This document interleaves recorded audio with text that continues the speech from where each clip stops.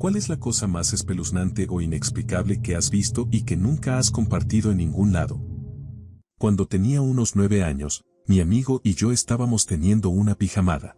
Sus padres estaban en una cena y su hermano estaba por ahí fumando. Alrededor de las 9 de la noche, sus padres llamaron para decir que la cena se había convertido en una salida de copas y que tardarían un poco más en volver. No le dimos mucha importancia y seguimos jugando Minecraft en la Xbox 360. De repente, escuchamos que la puerta principal se abría. Era un sonido inconfundible, muy chirriante y casi siniestro. Pensamos, debe ser tu hermano y seguimos jugando. Luego oímos pasos en el piso de arriba, justo encima de donde estábamos en el sótano. De nuevo, no nos preocupamos, ya que la cocina estaba justo sobre nosotros y supusimos que su hermano estaba allí con antojos por la hierba. Pero entonces escuchamos otro par de pasos. Ahí empezamos a sentirnos un poco confundidos, aunque asumimos que podrían ser sus padres o algún amigo de su hermano. Después, comenzó un sonido de rasguños en la puerta del sótano. Nos miramos como preguntándonos, ¿soy solo yo o se escuchan rasguños? No tenían mascotas. Como yo era el mayor por 2 meses, decidí ir a revisar. Abrí la puerta con cautela, pero no había nadie. Grité hacia arriba, Jem, no nos asustas. Para allá. No hubo respuesta. Volví a sentarme y seguimos jugando. Momentos después, empezamos a escuchar rasguños en la ventana. En ese punto estábamos aterrorizados. Nos quedamos en nuestros asientos, uno mirando la puerta y el otro la ventana. Y de nuevo, los rasguños en la puerta. Esta vez tomé un bate de béisbol antes de abrirla, pero de nuevo, nada. Decidimos atrincherarnos. Bloqueamos la puerta y apilamos cosas frente a la ventana. No volvimos a escuchar nada durante la siguiente media hora y, eventualmente, nos quedamos dormidos. A la mañana siguiente, el padre de mi amigo bajó al sótano y tocó la puerta, tratando de entrar.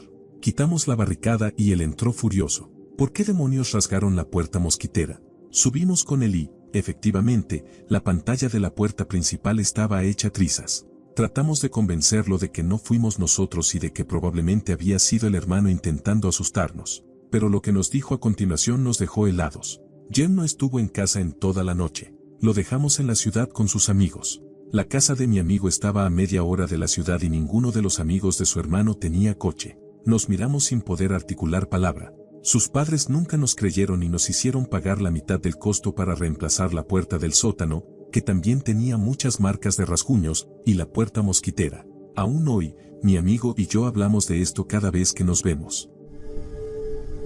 Mi abuelo falleció hace varios años después de muchos años de diálisis. A medida que envejecía, nos dijeron que este tratamiento no duraría para siempre, que con el tiempo perdería efectividad y que eventualmente tendrían que suspenderlo. Tenía 83 años cuando falleció, siempre fue una persona en buena forma y saludable, y la diálisis lo mantuvo con vida unos años más. Cuando enfermó, lo llevaron al hospital y le suspendieron la diálisis. Nos informaron que probablemente le quedarían entre 48 y 72 horas de vida.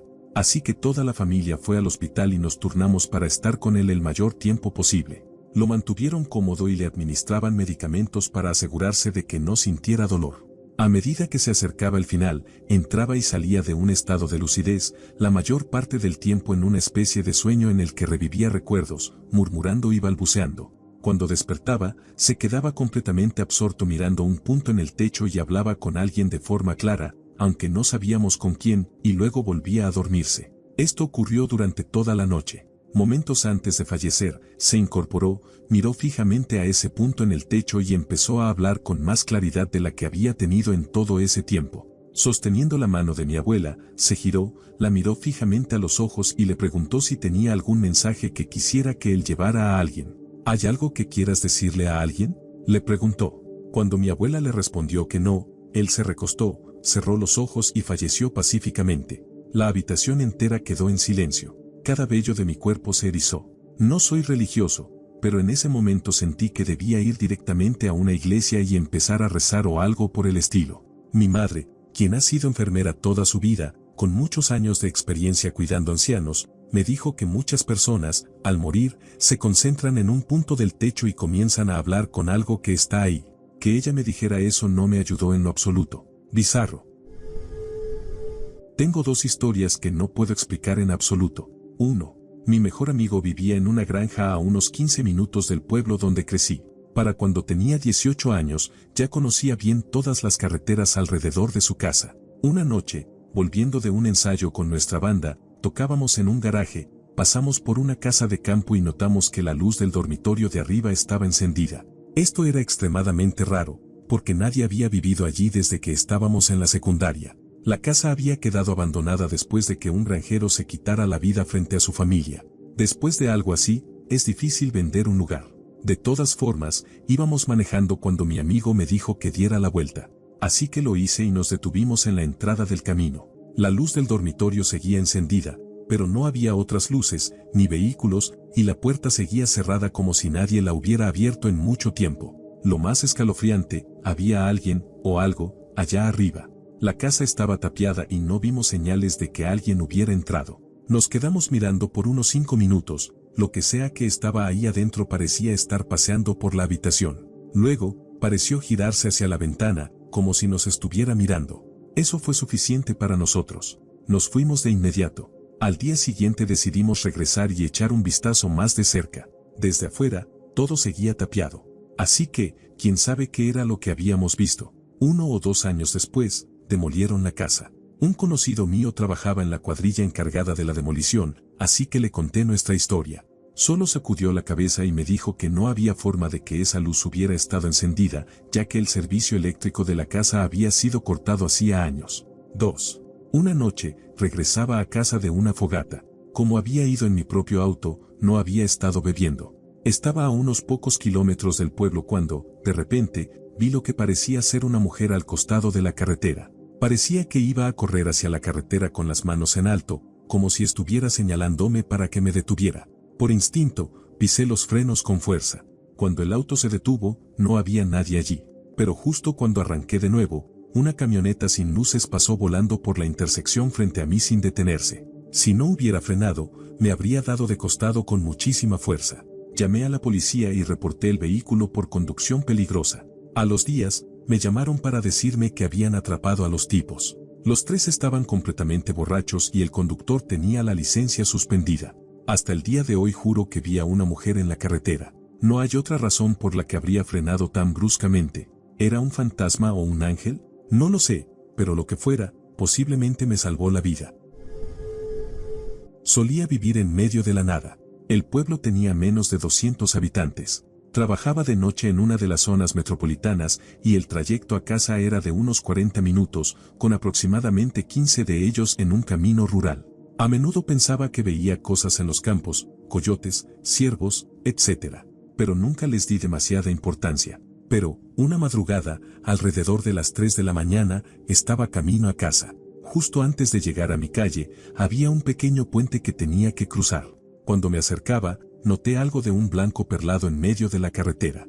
Supuse que era un cisne y que se movería. Pero al acercarme más, me di cuenta de que los cisnes no son tan grandes. Iba en una F-150 y lo tenía a la altura de los ojos. Cuando abrió las alas, cubrió ambos carriles de la carretera.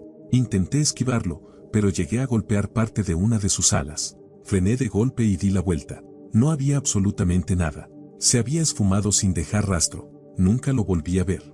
Si era un pájaro, entonces era el maldito pájaro más grande que he visto en mi vida. Estaba en la secundaria viendo televisión con mi mamá y mi papá. De la nada, mi papá me dice que cierre la puerta de entrada porque está sintiendo una sensación abrumadora de temor. Yo estaba acostado en el suelo frente al televisor, cerca de la puerta, y comencé a reírme incrédulo. Él se enojó conmigo. Al ver que hablaba en serio, me levanté y la cerré con llave. Seguimos viendo la televisión. Unos minutos después, quizás 10, el picaporte de la puerta empezó a girar lentamente. El sonido fue lo suficientemente fuerte como para que los 3 nos volviéramos a mirar la puerta y viéramos cómo se movía. Nos miramos horrorizados. Mi papá preguntó, ¿vieron eso? Yo asentí. Poco a poco recuperamos la compostura y nos dimos cuenta de que debíamos levantarnos y mirar afuera. Pero no vimos nada porque estaba oscuro. Yo estaba aterrorizado, pero mi papá, por alguna razón, abrió la puerta para asegurarse de que no hubiera nadie. No tengo idea de por qué lo hizo, ya que eso nos exponía a cualquier persona que estuviera afuera. Pero no había nadie en el camino de entrada. Para cuando reaccionamos, la persona, o personas, ya se habían ido. Unas 2 o 3 horas después, escucho gritos de ayuda y golpes en la puerta corrediza trasera. Era el hijo menor de nuestros vecinos, de unos 11 años. Eran gente increíblemente amable. El niño estaba aterrorizado, llorando, suplicando que llamáramos a la policía. Habían sido víctimas de un robo e invasión de hogar. Los tuvieron como rehenes todo el tiempo desde que nuestro picaporte giró. Si mal no recuerdo, fueron 4 hombres, o quizás 3, no estoy seguro, quienes entraron por su puerta principal. La tenían abierta, solo con la puerta mosquitera cerrada. Pasaron cosas horribles, pero todos sobrevivieron. Mi papá no era psíquico, pero esto es, sin duda, lo más extraño que he presenciado. Se lo he contado a compañeros de cuarto que me preguntan por qué siempre cierro la puerta con llave al entrar a casa, incluso en pleno día. Todavía me pone la piel de gallina. Este evento me convenció de que hay algo más allá de lo que podemos ver, algo espiritual. ¿Por qué mi papá sintió ese miedo? ¿Por qué lo tomó tan en serio como para hacerme cerrar la puerta? Y lo peor de todo, ¿por qué, a pesar de eso, no llamamos a la policía? Ojalá hubiéramos hecho algo que cambiara el destino de nuestros vecinos. Desde entonces, cuando alguien me dice que tiene un mal presentimiento, lo tomo en serio. Han pasado casi 10 años y aún no tengo ninguna explicación que se acerque siquiera a lo que ocurrió esa noche. Mi mejor amiga y yo estábamos teniendo una pijamada en casa de su abuela y disfrutando del ático recién renovado, que se suponía iba a convertirse en su pequeño apartamento de adolescente. Todo era nuevo. Muebles, un enorme y cómodo sofá, estanterías blancas y rosas fijadas a la pared, todo perfectamente limpio y ordenado. La noche transcurrió como cualquier pijamada entre 2 chicas de 15 años, pintándonos las uñas, viendo DVDs y chismeando sobre lo que pasaba en la escuela. Ya eran como las 3 de la mañana cuando decidimos dormir. Dejamos el ático y nos fuimos a la cama en la habitación contigua. Solo unos minutos después, escuchamos un rasguño leve, seguido de un golpe ensordecedor. Venía claramente de la habitación que acabábamos de dejar. Fuimos a ver y ahí estaba. Una de las estanterías, que había estado firmemente atornillada a la pared, yacía en el suelo, pero no justo debajo de donde estaba antes. No se había caído simplemente. No. Estaba a casi 4 metros de distancia de la pared. Pero lo más aterrador fue cómo se veía la pared. Los agujeros donde estaban los tornillos no parecían rotos por el peso. Parecía como si algo hubiera agarrado la estantería y la hubiera arrancado con fuerza, desgarrando la madera y el concreto al que estaba fijada. El suelo tenía una abolladura de casi 2 centímetros de profundidad justo donde la estantería había aterrizado. Todavía me da piel de gallina cada vez que lo recuerdo. Trabajaba en una tienda minorista en una zona bastante peligrosa. Había una señora que, obviamente, era o había sido una consumidora habitual de drogas. Debía tener entre 50 y 60 años. Era bien conocida en la cuadra por estar loca, pero me visitaba todo el tiempo y me decía que me encontraba lindo. Era realmente extraño porque parecía una adicta, pero se comportaba como una adolescente a mi alrededor. Trataba de ser amable con ella porque tenía fama de ser volátil. De todos modos, en Nochebuena preparó una cena navideña completa para mí, que según ella era comida casera guyanesa, y también me regaló un set de colonia. Cuando se estaba yendo, de repente se agachó en el suelo, levantó la mano y comenzó a soltar una carcajada. Sí, una carcajada, que luego se desvaneció en una risa más suave. Nunca la volví a ver. Solía vivir en una zona rural de Texas y una vez iba manejando por un camino FM, que es una carretera que conecta áreas rurales con la ciudad, en medio de una niebla espesa. Conducía una camioneta vieja y avanzaba a unos 30 a 40 kilómetros por hora porque no podía ver muy lejos, y menos mal que iba tan lento. Al dar una vuelta en el camino, vi a través de la niebla una figura enorme y encorvada cruzando la carretera. Reduje la velocidad, me acerqué un poco para pasar y vi lo que era el cerdo más grande que había visto en mi vida. Fácilmente pesaba unos 180 kilos. Estaba muerto, seguramente había destrozado el vehículo que lo golpeó, y, arrastrándolo hacia el lado de la carretera, había un perro absolutamente gigantesco y de pelaje blanco y desgreñado. Ese perro iba en una camioneta y cuando levantó la cabeza, me miró directamente a los ojos, nivelado conmigo. Me quedé completamente paralizado, tan sorprendido que detuve la camioneta y solo observé. Después de unos segundos, que parecieron una eternidad, bajó la cabeza, arrancó un pedazo del cerdo y siguió arrastrándolo fuera del camino. Analizando lo que vi, ese perro era lo suficientemente inteligente como para mover el animal que quería comer, lo suficientemente grande y fuerte como para arrastrar un cerdo de casi 180 kilos sobre el pavimento y lo suficientemente alto como para mirarme a los ojos mientras yo estaba en una camioneta. Nunca olvidaré esos ojos. Tenía el pelaje blanco pero manchado de lodo, una cabeza enorme y cuadrada, y una larga cola similar a la de un lobo. Se parecía un poco a un gran pirineo, que son comunes por allí, pero con la cabeza de un San Bernardo y el doble de su tamaño. Sus ojos brillaban en un tono amarillo intenso. No tengo idea de si era un perro de granja mutante, un espíritu, un lobo o qué, pero espero no volver a verlo jamás. Estaba en la secundaria y mi hermana en la preparatoria. Ella había salido con sus amigos. Bajé a la cocina a buscar un bocadillo y mis padres estaban en la sala. Comencé a llorar y a decir que estaba preocupada por mi hermana.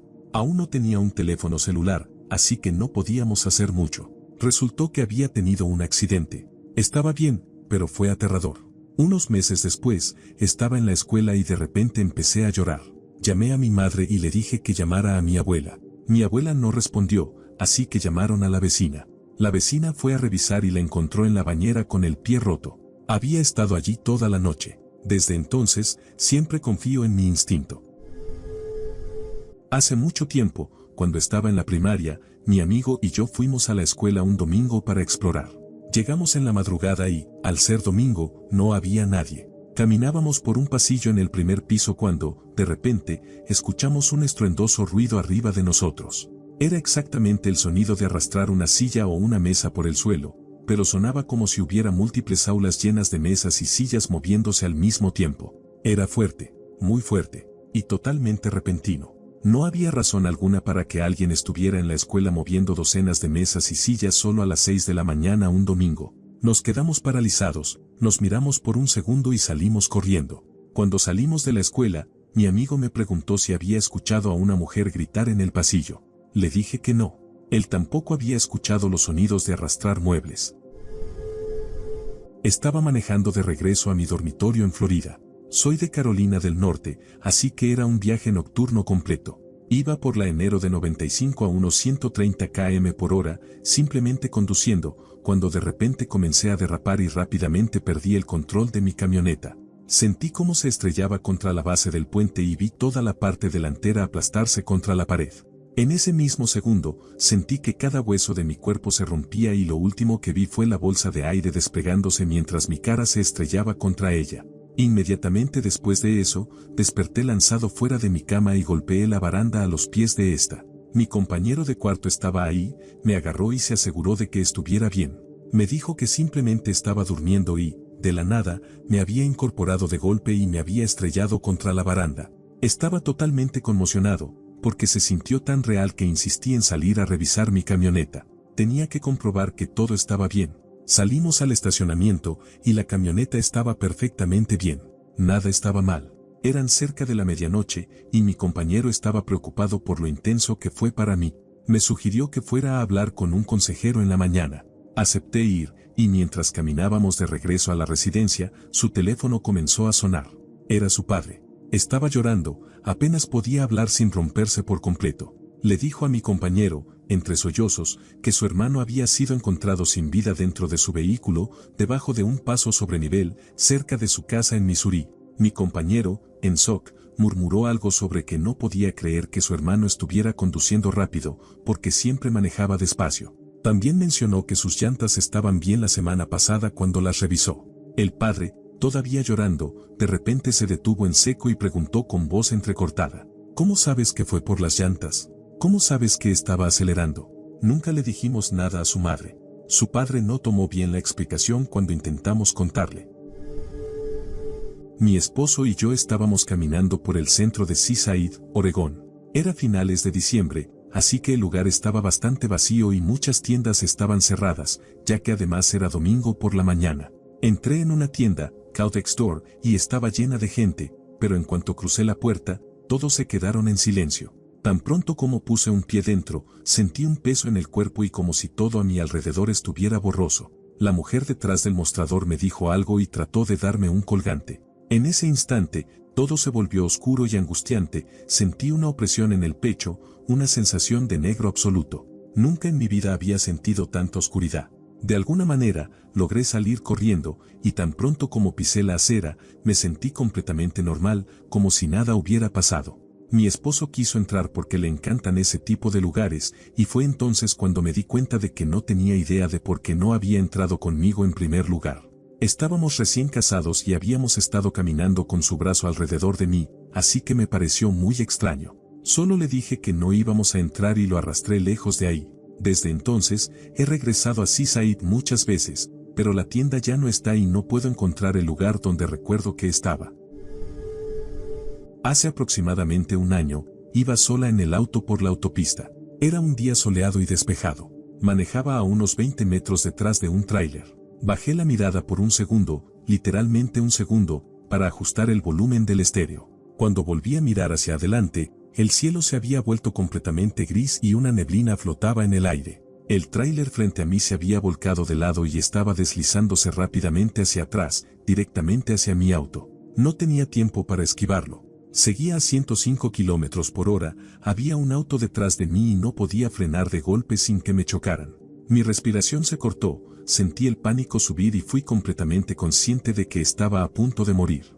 En ese instante, vi el rostro de mi hija en mi mente y sentí el peso de saber que no la vería crecer. Fue la peor sensación que he experimentado en mi vida. Terror, pánico, devastación, desesperación, remordimiento. Parecía que el tiempo se había ralentizado mientras veía el tráiler deslizarse hacia mí. Intenté respirar, creo que para gritar, y parpadeé. De repente, el tráiler estaba de pie en su carril, a la misma distancia que antes, manejando con total normalidad. El cielo estaba soleado. La neblina había desaparecido. Era como si nada hubiera pasado. Mis manos seguían apretando el volante con tanta fuerza que me dolían. Mi corazón latía descontroladamente. Empecé a temblar sin control y me orillé en la carretera, sintiéndome a punto de vomitar. Llamé a mi esposo y le conté lo que había sucedido. Me sugirió que tal vez había alucinado o que había pasado por un banco de niebla y que la luz del sol se había reflejado de tal manera que creó un efecto óptico, haciéndome creer que vi algo que no estaba ahí. Pero no había niebla en ninguna parte después de que parpadeé. No había nada en mi espejo retrovisor, solo el auto que había estado detrás de mí. Puedo recordarlo con total claridad. No estaba enferma, no estaba tomando medicamentos, jamás he alucinado. No tengo ninguna explicación lógica, pero hay una parte de mí que cree que morí ese día en otra realidad y que la experiencia fue tan intensa que la viví también en esta, o que el universo me estaba enviando una advertencia. Sé lo ridículo que suena, pero no sé cómo más reconciliar lo que viví. Soy una persona lógica, escéptica, y esto me sacudió hasta la médula. Nunca más he vuelto a manejar detrás de un tráiler, jamás. Mi abuela falleció de leucemia hace 2 años. Somos budistas, y parte de nuestra creencia es que el alma del difunto permanece en el mundo de los vivos durante 49 días antes de cruzar al más allá. Una semana después de su funeral, mi familia se reunió para cenar en el restaurante de mis padres. Tenemos un restaurante chino. Dejamos un asiento y un lugar en la mesa para mi abuela. Yo estaba sentado junto a su sitio, así que fui quien llenó su plato con los diferentes platillos. Me aseguré de ponerle un poco de cada comida para incluirla en nuestra cena familiar. Esa noche tuve un sueño en el que estaba de vuelta en el restaurante. Todo era exactamente igual que en la cena de esa noche, excepto que esta vez vi a mi abuela. Estaba sentada en el lugar que habíamos dejado vacío para ella y vestía la misma ropa con la que la habíamos preparado para el ataúd. Observaba a toda la familia y sonreía. Recuerdo con mucha claridad la expresión en su rostro. Estaba feliz y orgullosa del legado que había dejado, pero detrás de esa sonrisa había un leve toque de tristeza. Cuando la vi, traté de llamar la atención de mi familia, pero nadie podía oírme. Me giré de nuevo hacia mi abuela y ella me hizo una señal para que guardara silencio y me dijo que disfrutara la cena. En ese momento desperté. Fue una experiencia muy extraña, pero al mismo tiempo me dio cierto sentido de cierre. Todo pasó tan rápido una vez que el doctor comenzó la quimioterapia. Salí a andar en bicicleta tarde en la noche. Era el momento justo en el que el sol se había puesto, pero las luces de las calles aún no se habían encendido. Estaba pedaleando por una carretera que conozco bien. Sabía que más adelante había una curva ciega. La gente normalmente va muy despacio en esa curva. Mientras pedaleaba, la curva estaba aproximadamente a 300 metros de distancia. De repente, en mi mente apareció una imagen de mí mismo tirado en el suelo, cubierto de sangre. Me detuve en el costado del camino. Sentí como si la frase auto rojo estuviera siendo gritada en mi cerebro. Mi cabeza empezó a dolerme. Me sentí enfermo, con ganas de vomitar. No sabía qué pensar. Estaba sorprendido por la imagen de mí mismo tirado en sangre. Un segundo después, un Hyundai rojo pasó a toda velocidad por la curva ciega. El camino detrás de él estaba vacío, así que debía ir a unos 70 a 80 kilómetros por hora. Vi cómo las llantas chirriaban al tomar la curva. En ese momento lo entendí. Si no me hubiera detenido, me habría golpeado a alta velocidad y habría quedado tirado en el suelo, tal como lo vi en mi cabeza. Esto nunca me ha vuelto a pasar. No tengo idea de qué fue esto. Es inexplicable. Hace aproximadamente 2 años, cuando tenía 16 y recién había comenzado a conducir, estaba regresando de un ensayo de banda alrededor de las 10 de la noche. No había nada inusual esa noche, el mismo recorrido de siempre con el mismo pueblo a mi alrededor. Los caminos que se bifurcaban ofrecían varias rutas para llegar a casa, pero normalmente usaba solo 2. Un camino bien iluminado a través de los suburbios o un camino trasero más oscuro y rápido. Como ya era tarde, elegí el camino más rápido y oscuro. A lo largo de este camino rodeado de bosque, hay una sola luz distintiva, un poste con una lámpara de calle brillante en una intersección de 4 vías justo en medio de mi trayecto. Esta es la única, y repito, única lámpara, intersección o señal en todo el camino. Como de costumbre, aceleré al pasarla, leyendo en voz baja el nombre de la calle claramente iluminado por la lámpara. Rogers Trail. Seguí mi camino, sabiendo que la próxima parada era mi casa, o eso creía. Más adelante en el camino, vi otra luz de calle acercándose. Frené, pensando que había tomado un giro equivocado o algo así. Al acercarme, miré bien el nombre de la calle para orientarme. Mi mandíbula cayó al leerlo. Rogers Trail. Pasé lentamente por la intersección por segunda vez, mi mente corriendo, tratando de comprender lo que estaba sucediendo. Eran las 10:30 y solo quería llegar a casa. Sacudí la cabeza, lo ignoré y aceleré por la carretera, solo para encontrarme con otra luz de calle y, una vez más, el mismo letrero. Rogers Trail. La misma intersección, la misma calle, la misma señal que antes.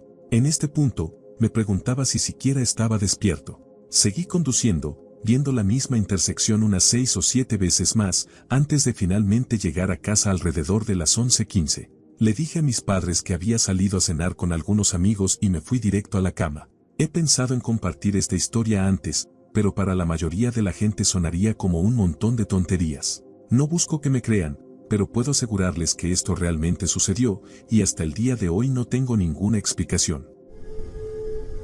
Tenía una historia hace 1 minuto, ahora tengo 2. La primera historia ocurrió hace unos 10 años, cuando vivía con unos amigos y sus 4 hijos. Una noche estaba cuidando a los niños mientras mis amigos tenían una cita. Era alrededor de las 9 de la noche, los niños ya estaban tranquilos y estábamos en la sala viendo televisión. Me levanté para ir a la habitación principal a buscar algo para uno de ellos. No estuve fuera más de 10 o 15 segundos, pero cuando regresé, el niño más pequeño, de solo 10 meses y apenas capaz de gatear, había desaparecido de la sala. En ese momento, escuché su grito desesperado y seguí el sonido a través de la cocina y el comedor hasta una habitación trasera, donde estaba sentado en el suelo, en medio de la oscuridad total, gritando aterrorizado. Los otros niños, de 6, 4 y 2 años, aparentemente no se habían movido del lugar en los segundos que estuve ausente y no pudieron darme ninguna explicación. Como si el evento en sí no fuera lo suficientemente aterrador, todo se vuelve aún más escalofriante al recordar que el abuelo de los niños murió en esa misma habitación el año anterior. Mi segunda historia es más corta, pero graciosa. Ocurrió justo antes de empezar a escribir esto. Estoy acostado en mi oficina, leyendo todas estas historias, y es seguro decir que ya tenía esa sensación de que algo no estaba bien. Después de leer una particularmente espeluznante, sentí la necesidad de echarle un buen vistazo a la habitación, solo para asegurarme de que nada estuviera acechando en las sombras. Lo último que miré fue el monitor de bebé, a solo unos centímetros de mi cara, en la mesita de noche. En la pantalla, mi hijo de 6 meses estaba completamente despierto, mirando directamente a la cámara en completo silencio. Cuando tenía 20 años, visité una ciudad en Italia que tiene varias torres medievales que se pueden escalar. Mi novia no quería subir ninguna, así que subí a una por mi cuenta y, en ese momento, era la única persona haciéndolo. Era un día soleado cuando entré a la torre. Había una escalera que rodeaba el borde de la estructura y no tenía ventanas. Subir la torre me llevó, como mucho, 5 minutos. Al llegar a la cima de las escaleras, había una escalera de mano y una trampilla que conducía al techo de la torre. Cuando la abrí, descubrí que el clima había cambiado drásticamente. El cielo estaba nublado y amenazante. No recuerdo si había truenos, pero realmente me preocupaba la posibilidad de un rayo, estando en la cima de una torre tan alta con ese clima. Salí con cautela solo para echar un vistazo antes de bajar de inmediato. El techo estaba rodeado por una especie de jaula de barras metálicas diseñadas claramente para evitar que alguien se cayera o saltara. Escuché un trueno y vi electricidad arqueando entre algunas de las barras. No fue un rayo cegador, sino más bien un arco eléctrico. En ese momento, pensé que la torre estaba a punto de ser alcanzada y descendí lo más rápido que pude. Al llegar al fondo, me sorprendió encontrarme nuevamente con un clima soleado y un cielo completamente despejado. Mi novia notó que estaba conmocionado y se sorprendió aún más cuando le dije que había visto lo que creía que era un rayo.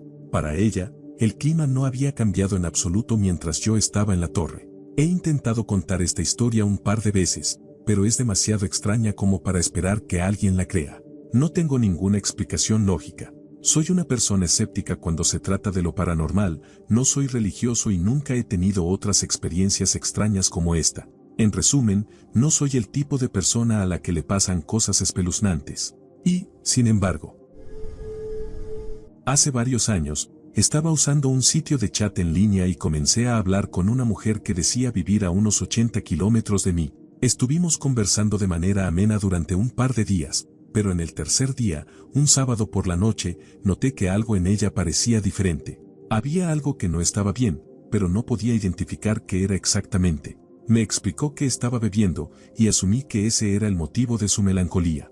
Seguimos hablando y encendió su cámara para que pudiera verla bebiendo mientras charlábamos. Con el paso de un par de horas, su estado de ánimo parecía oscurecerse cada vez más y se mostraba angustiada, aunque dudaba en darme detalles. Se ausentó por unos 30 minutos y, cuando regresó, parecía más ebria y aún más angustiada. Esta vez, tenía un montón de pastillas en la mesa frente a ella. Me dijo que no podía seguir adelante y comenzó a tomarlas una tras otra.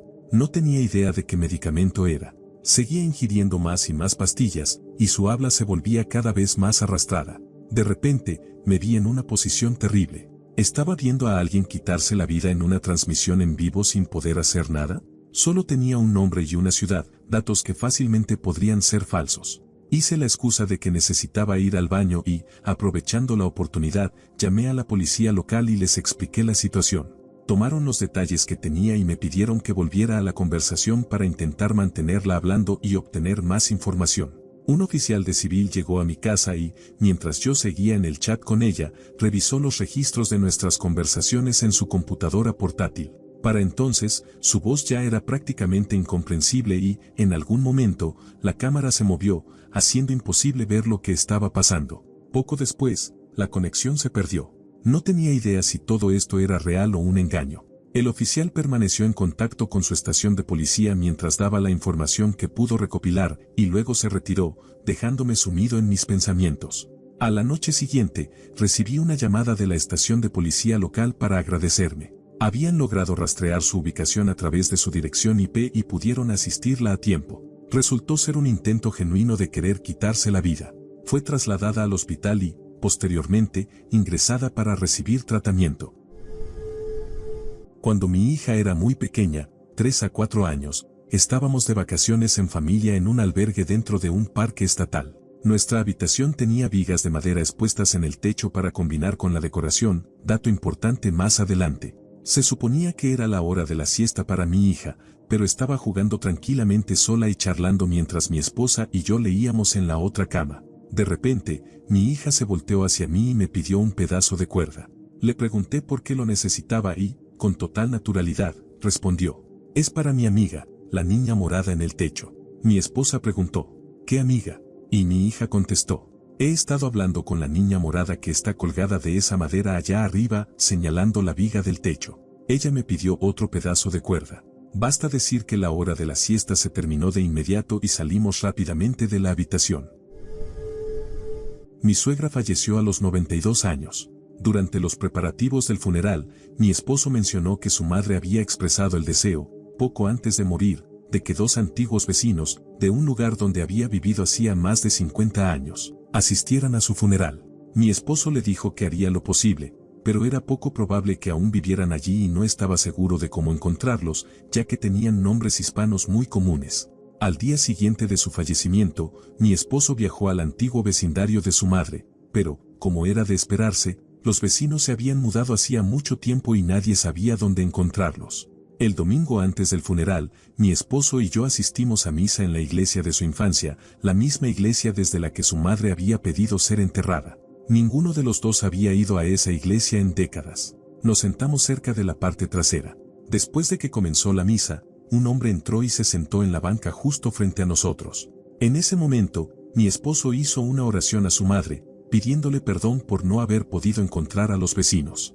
Durante la misa, hay un momento en el que los feligreses se dan la mano en señal de paz. Cuando el hombre de enfrente se giró para saludarnos, se quedó sorprendido y llamó a mi esposo por su nombre. Era el hijo de los vecinos que mi esposo había estado buscando. Mi esposo ni siquiera lo reconoció, pero él sí lo reconoció a él. Resulta que había estado visitando a sus padres en su nueva casa ese fin de semana y, en el último momento, decidió ir a misa antes de regresar. Intercambiamos información y, tal como su madre había pedido, sus vecinos estuvieron presentes en su funeral 2 días después. Si no hubiera estado allí, no lo habría creído. Cuando tenía alrededor de 8 años, mi familia fue a un campamento cerca de un lago. Fuimos con varias otras familias y ellos también llevaron a sus hijos. Una de las cosas que yo hacía con otro niño era buscar cangrejos de río en las áreas poco profundas. Mientras buscaba, empecé a aventurarme un poco más lejos hasta que el agua me llegaba a la cintura. El agua no era completamente clara, pero tampoco estaba turbia.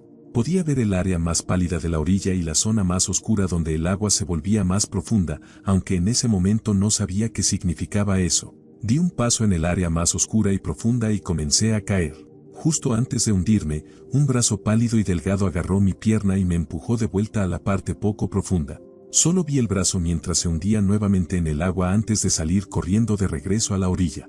Lo recuerdo con total claridad, pero nunca se ha encontrado nada en ese lago, ni cuerpos, ni ahogamientos, nada. Mis padres siguen pensando que me lo inventé. Solía vivir en una casa con 2 compañeras de cuarto, a las que llamaremos Anna y Erika. Yo vivía en el segundo piso, mientras que Ana y Erika vivían abajo.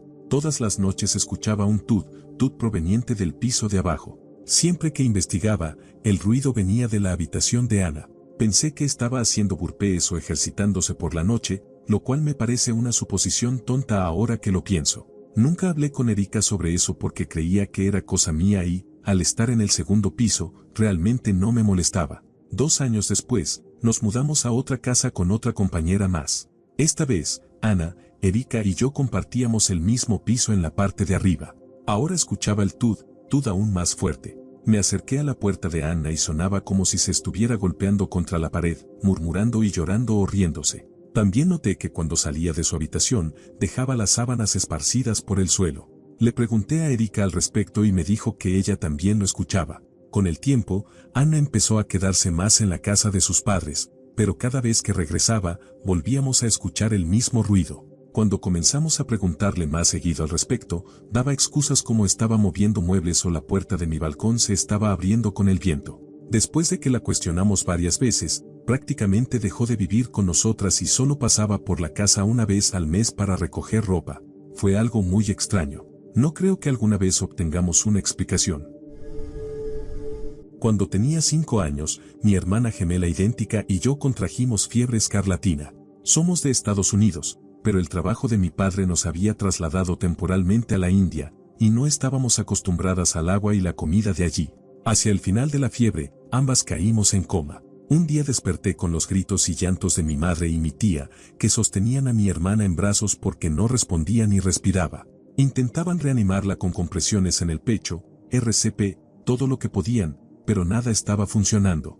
Yo intentaba desesperadamente llamar su atención porque, siendo tan pequeña, no entendía lo que estaba ocurriendo. Volví a mi habitación para dormir, pero en la esquina donde estaba la cama de mi hermana, la vi acostada, respirando con normalidad. Salí de nuevo a la sala y me di cuenta de que en realidad estaba viendo a mi propio cuerpo en los brazos de mi madre, mientras intentaban revivirme. Luego, vi cómo mis ojos se abrían levemente y, de repente, todo se volvió oscuro. Desperté unas semanas después en el hospital, junto a mi hermana y mi madre, quien también terminó contagiándose por cuidarnos. Mi madre me dijo que casi no sobrevivo y que estaban intentando despertarme, pero no reaccionaba, por lo que una ambulancia nos llevó a las 3 a la unidad de cuidados intensivos. Hasta el día de hoy, sigo sin entender cómo fui testigo de mi propia muerte inminente. Cuando era joven y las cámaras digitales eran algo nuevo, me obsesioné con ellas. Mi mamá me compraba una, la probábamos y, si no nos gustaba o era mala, la devolvíamos. Compramos una barata que hacía que las fotos en interiores tuvieran un tono rojo y amarillo. Además, tenía una exposición larga, lo que hacía que muchas fotos tuvieran estelas de luz y cosas raras. Un día tomé una foto de mi habitación y la conecté a la computadora para verla. En la imagen había un hombre completamente definido, vestido con pantalones deportivos, una sudadera y un sombrero. También había estelas de luz en la foto, pero él se veía diferente de las imperfecciones causadas por la cámara, como si realmente estuviera allí, capturado en pleno movimiento mientras caminaba. Llamé a mi mamá justo antes de escribir esto para preguntarle si lo recordaba. Dijo que no mucho, pero no le creo, porque la cámara desapareció inmediatamente después de ese evento y nunca más me compró otra. Ahora, en mis veintitantos, todavía me dan ganas de llorar cuando lo recuerdo, porque la casa en la que crecí era aterradora y extraña. Nunca he sentido algo así en ningún otro lugar. Había algo que simplemente no estaba bien.